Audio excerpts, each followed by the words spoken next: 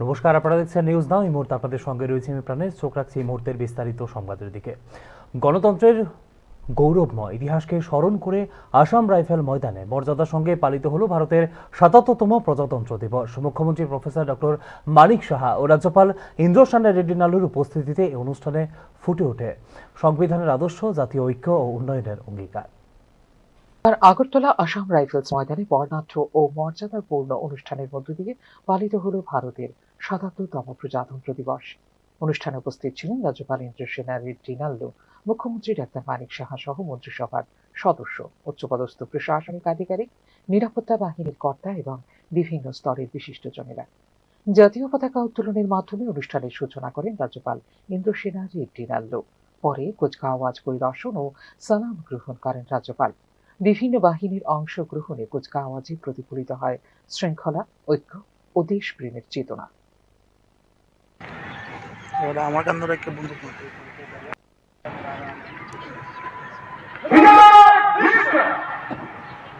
উৎকর্ষতার নিরিখে বিজয়ী গ্রামীণগুলো রাজন কমান্ডারকে পুরস্কার প্রদান করবেন।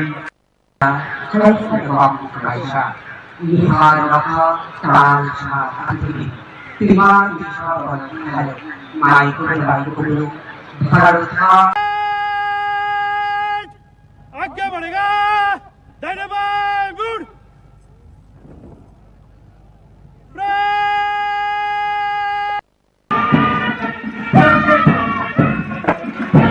ওয়েস্ট ডিস্ট্রিক্ট মেম্বার নেতৃত্বে রয়েছেন সাব ইন্সপেক্টর দুষ্যন্ত প্রজাপতি।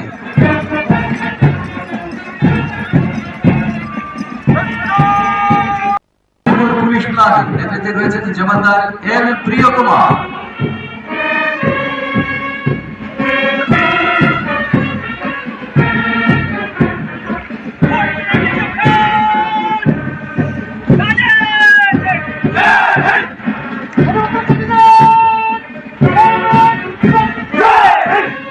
সালামী মঞ্চের স্বামী ডিএসএফ পরবর্তী ব্যাটালিয়ন ম্যানপ্লান নেতৃত্বে রয়েছেন নায়ক সুবেদার দিলীপ চন্দ্র দেবনাথ।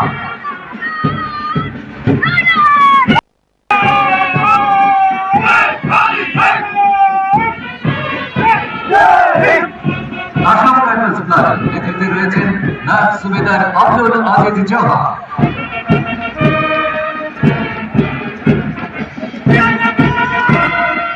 প্রজাতন্ত্র দিবস কেবল একটি আনুষ্ঠানিকতা নয়, বরং গণতন্ত্র, আইনের শাসন ও নাগরিক অধিকারের প্রতি আমাদের অঙ্গীকার পুনর্নিশ্চিত করার দিন বলে অনুষ্ঠানের উল্লেখ করেন রাজ্যপাল। উন্নত, আত্মনির্ভর ও শান্তিপূর্ণ ত্রিপুরা গড়ে তুলতে সরকার প্রতিশ্রুতিবদ্ধ বলেও এদিন উল্লেখ করেন তিনি।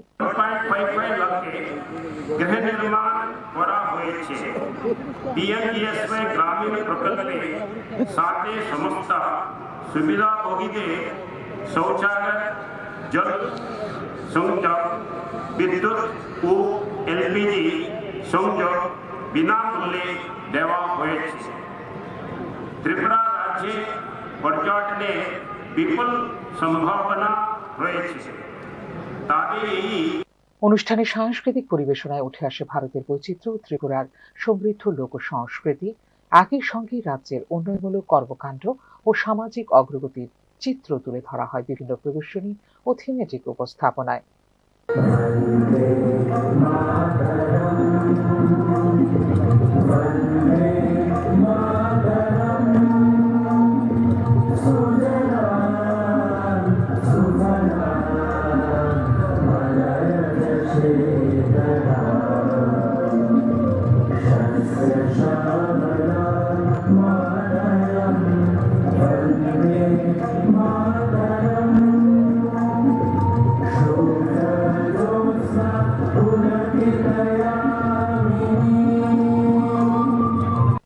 প্রজাতন্ত্র দিবস উদযাপনের অন্যতম প্রধান তাৎপর্য হল সংবিধানের মর্যাদা ও আইনের শাসনের প্রতি শ্রদ্ধা জ্ঞাপন। নাগরিকের মৌলিক অধিকার নিশ্চিত করে রাষ্ট্রের দায়িত্ব নির্ধারণ করে এবং শাসন ব্যবস্থার কাঠামো নির্দিষ্ট করে দেয় সংবিধান। একই সঙ্গে জাতীয় ঐক্য ও বহুত্ববাদের প্রতীক প্রজাতন্ত্র দিবস। ভাষা, ধর্ম, সংস্কৃতি ও ভৌগোলিক বৈচিত্র্যের মধ্যেও একটি সাংবিধানিক বন্ধনে আবদ্ধ ভারত তা আবারও স্মরণ করিয়ে দেয় ৭৭তম প্রজাতন্ত্র দিবস। আসাম রাইফেলস ময়দানে এই প্রজাতন্ত্র দিবস উদযাপন হয়ে ওঠে রাজ্যের প্রশাসনিক দৃঢ়তা, সামাজিক ঐক্য এবং সাংবিধানিক চেতনার একটি শক্তিশালী প্রতিফলন। ফিওরো রিপোর্ট, নিউজ নাও।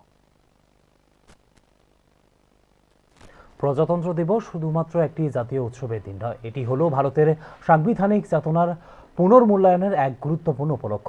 এদিন নিজের সরকারি বাসভবনে জাতীয় পতাকা উত্তোলন করেন মুখ্যমন্ত্রী ডাক্তার মানিক সাহা।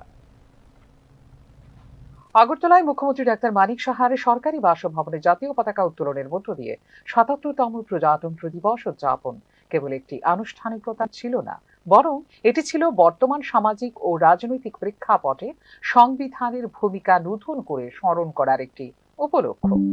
মুখ্যমন্ত্রী তাঁর বক্তব্যে স্পষ্টভাবে বলেন, আইন ও সংবিধান না থাকলে উচ্ছৃঙ্খলতার পরিবেশ তৈরি হয়, যা বর্তমান সময়ে নতুন মাত্রা দেয় শাসন ব্যবস্থার গুরুত্বকে। ভারতের সংবিধান কেবল রাষ্ট্র পরিচালনার দলিল নয়, এটি বহুত্ববাদী সমাজকে এক সূত্রে বাঁধার মৌলিক কাঠামো।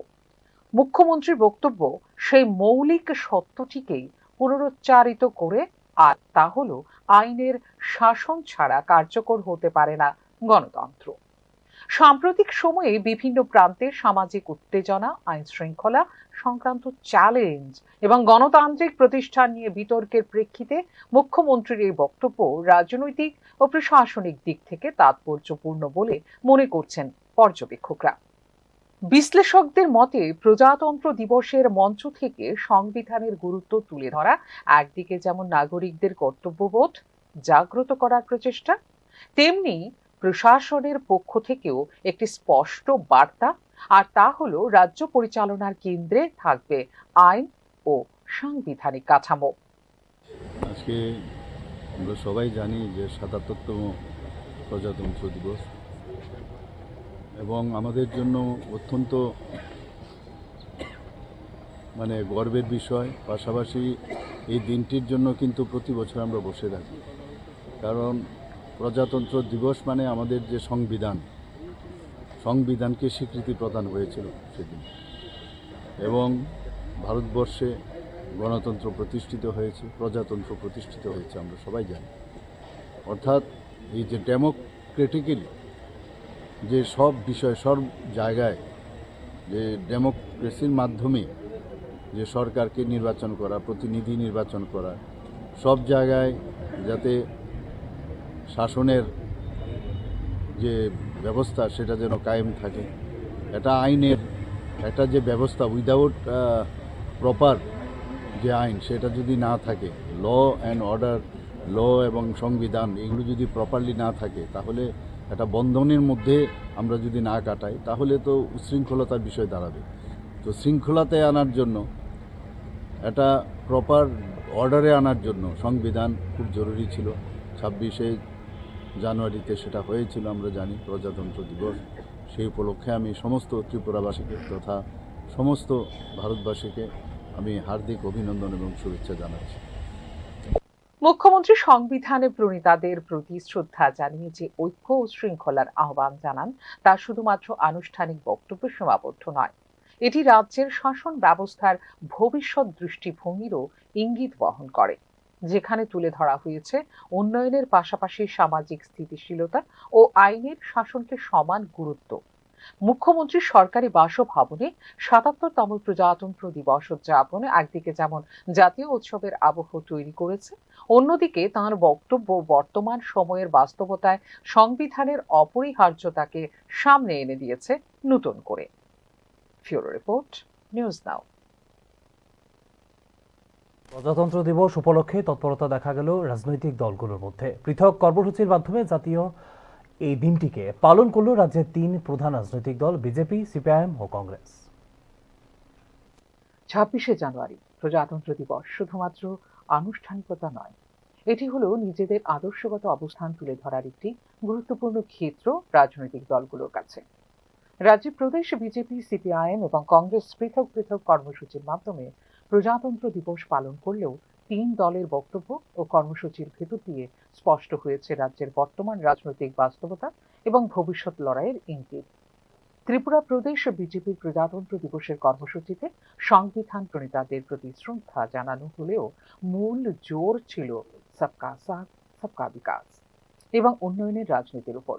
সংবিধানের মূল লক্ষ্য সামাজিক ন্যায় ও সমান সুযোগ নিশ্চিত করা, আর সেই পথেই বর্তমান সরকার কাজ করছে বলে উল্লেখ করে প্রজাতন্ত্র দিবসে রাজ্যবাসীকে শুভেচ্ছা জ্ঞাপন করেন ত্রিপুরা প্রদেশ বিজেপির সভাপতি রাজীব ভট্টাচার্য।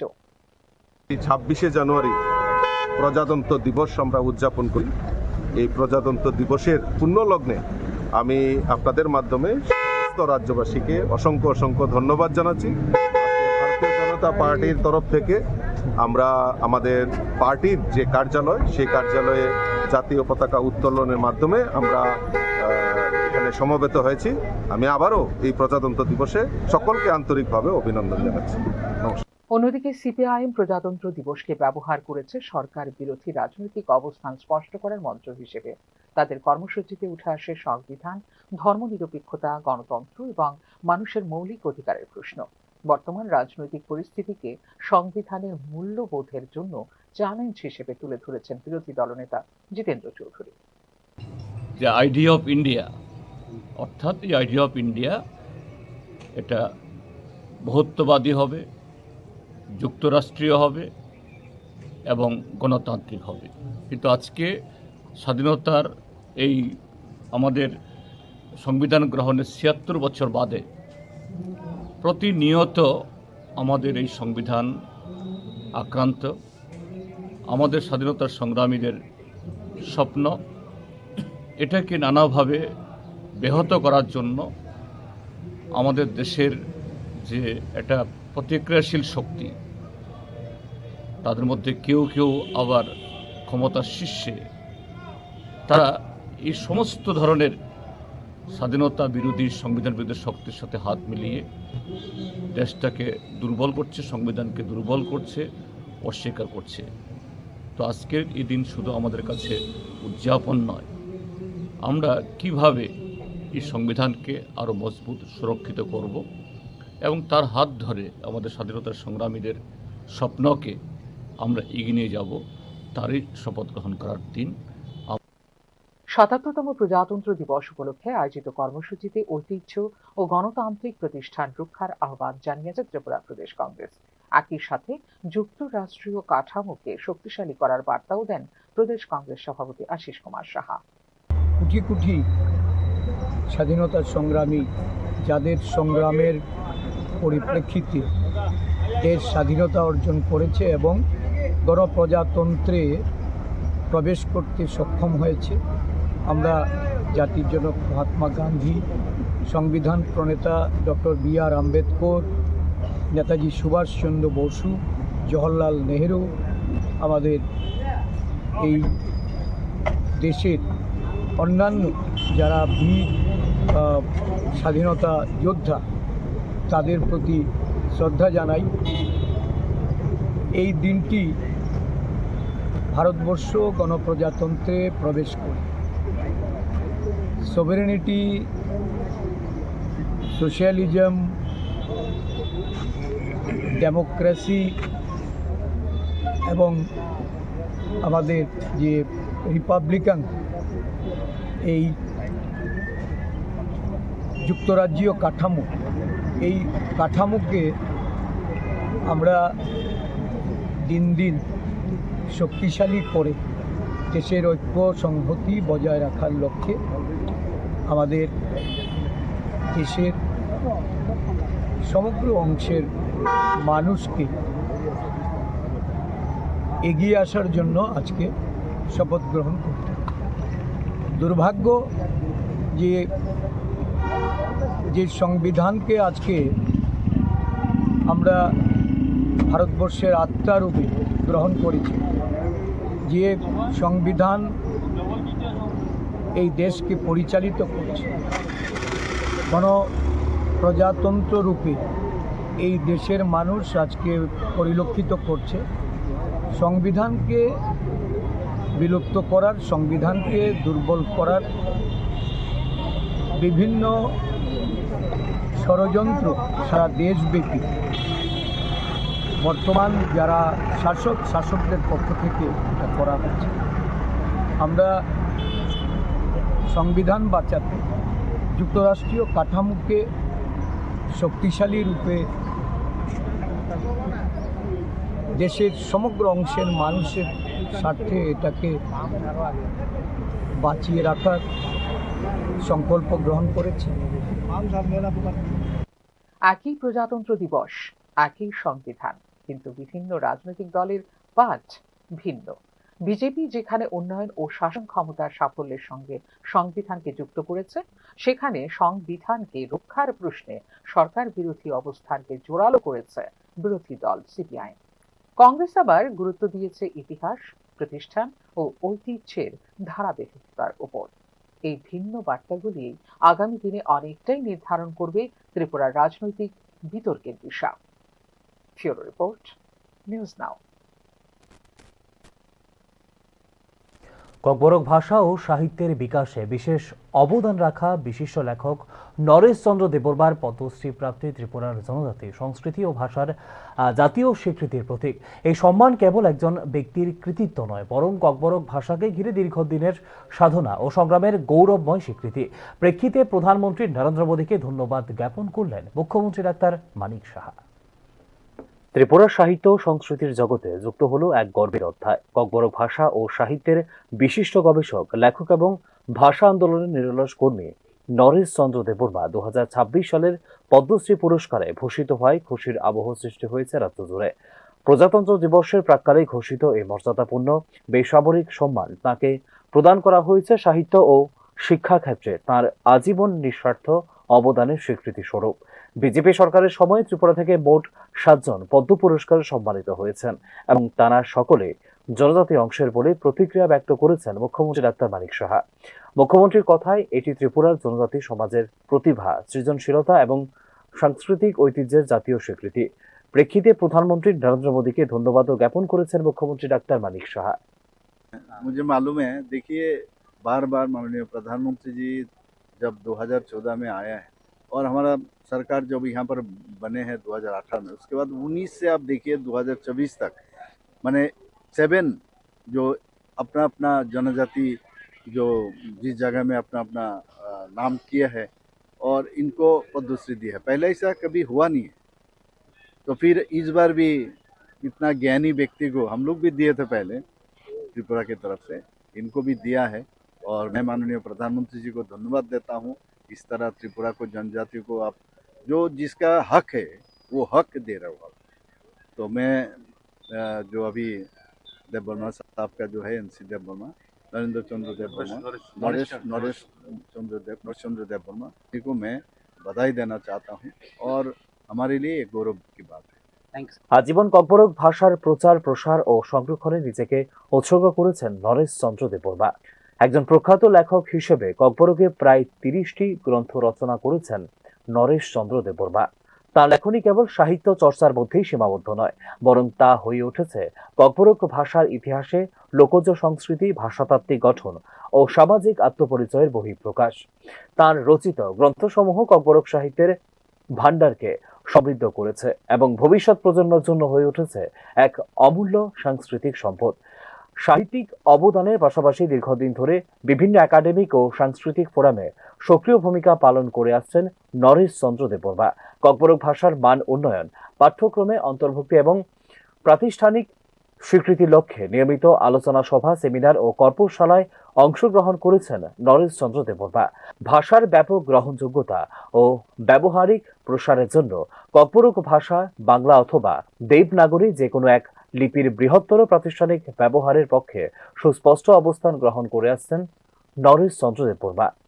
নরেশ চন্দ্র দেববর্মার এই পদ্মশ্রী সম্মান শুধু একজন ব্যক্তির স্বীকৃতি নয়, বরং ককবরক ভাষা, জনজাতি সংস্কৃতি ও ত্রিপুরার সামগ্রিক সাংস্কৃতিক উত্তরাধিকারের জাতীয় মর্যাদার প্রতিফলন। এই সম্মানে ত্রিপুরার সাহিত্য ও সংস্কৃতি জগতে নতুন প্রেরণার সৃষ্টি হবে বলেই মনে করছেন রাজ্যের শিক্ষা অনুরাগী এবং সংস্কৃতি মহল। Bureau report, news now. Khayerpur outpost ব্যারাকে বিধ্বংসী অগ্নিকাণ্ডের ঘটনায় ব্যাপক চাঞ্চল্য ছড়িয়েছে এলাকা জুড়ে। হঠাৎ করেই ব্যারাক থেকে আগুনের লেলিহান শিখা উঠতে দেখা যায় সোমবার সকালে। মুহূর্তের মধ্যেই আগুন ছড়িয়ে পড়লে পুড়ে ছাই হয়ে যায় ব্যারাক। আগুনের তীব্রতায় আশপাশ এলাকায় ছড়িয়ে পড়ে আতঙ্ক। খবর পেয়ে দ্রুত ঘটনাস্থলে পৌঁছায় দমকল বাহিনী 2টি ইঞ্জিন। দীর্ঘ সময়ের প্রচেষ্টায় আগুন নিয়ন্ত্রণে আনতে সক্ষম হন দমকলের কর্মীরা। স্থানীয় প্রশাসন ও পুলিশ বাহিনীও ঘটনাস্থলে পৌঁছে সামাল দেয় পরিস্থিতি। বৈদ্যুতিক শর্ট সার্কিট নাকি অন্য কোনো কারণ তা খতিয়ে দেখতে শুরু হয়েছে তদন্ত।